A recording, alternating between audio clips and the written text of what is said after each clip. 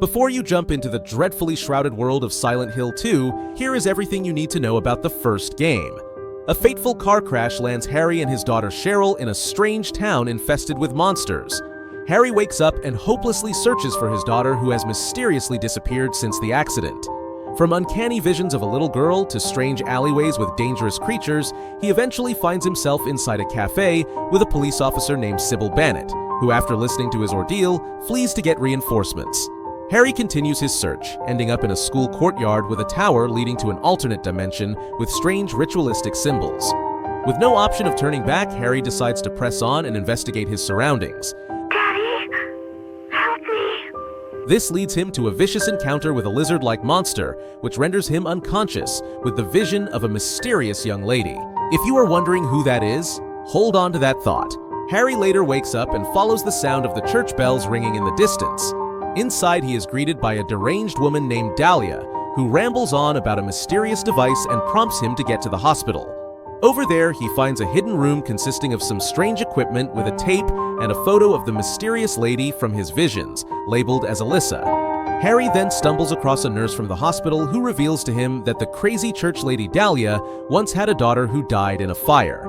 Learning this new piece of information, Harry once again encounters Sybil, who informs him that she is unable to find a way out of town. They are then abruptly interrupted by Dahlia, who implores Harry to head to the amusement park to stop an evil force from taking over the town. However, upon Harry's arrival, he is attacked by a little girl who he thought was Cheryl, but turns out to be Alyssa, the lady from his visions, and Dahlia's daughter who died in the fire. In a surprising turn of events, it is revealed that years ago, Dahlia tortured and mistreated her daughter Alyssa so that her cult could perform a ritual on her to force her to birth their god. But on the day of the fire, Alyssa split her soul, and while she held on to the pain, her innocence manifested as a baby which Harry raised for 7 years. Yes, that means Cheryl was actually adopted. When Harry brought her back to Silent Hill, she and Alyssa became whole again. Dahlia took advantage of this situation and manipulated Harry into completing the ritual. From beyond this point, with the game's multiple endings, the story can progress in different ways. Now, there are 3 things in the game that determine the story's outcome. Let's start with a brief introduction to a completely optional side quest involving the director of the town's local medical center, Michael Kaufman. Despite his role as a doctor, Kaufman also dabbled in another line of work. The White Claudia herb, when refined, turned into an extremely powerful drug, which Kaufman dispersed throughout the town via an alliance with the town's secret cult.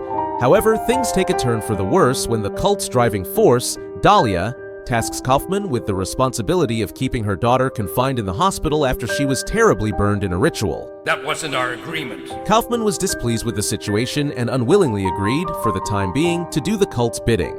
Perhaps out of mistrust, he also acquired 2 samples of a substance capable of aborting the god that the cult was trying to birth.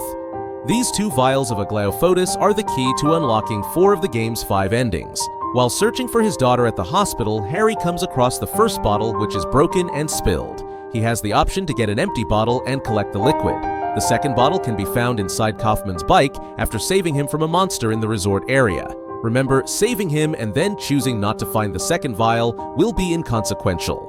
You need to perform both actions for them to register. If you manage to complete both of these tasks, you will be locked into the game's best ending. The collected sample can be used to save Sybil during her boss fight when she attacks the player in her parasitic form, while Kaufman will mysteriously return during Harry's final confrontation with Dahlia and use the second vial to subdue Alyssa's god form, unintentionally pushing the incubus out of her and allowing her to be reborn. In the end, both Harry and Sybil will survive the ordeal. If you decide not to save Sybil, Harry can still survive and escape with a reincarnated version of Alyssa, which is the game's second best ending. If you decide not to help Kaufman or forget to inspect his motorcycle for the second vial, you will be locked into one of the bad endings. Harry will be unable to save Alyssa, and a cutscene at the end of the game will reveal that he was dead all along, having died during the car accident.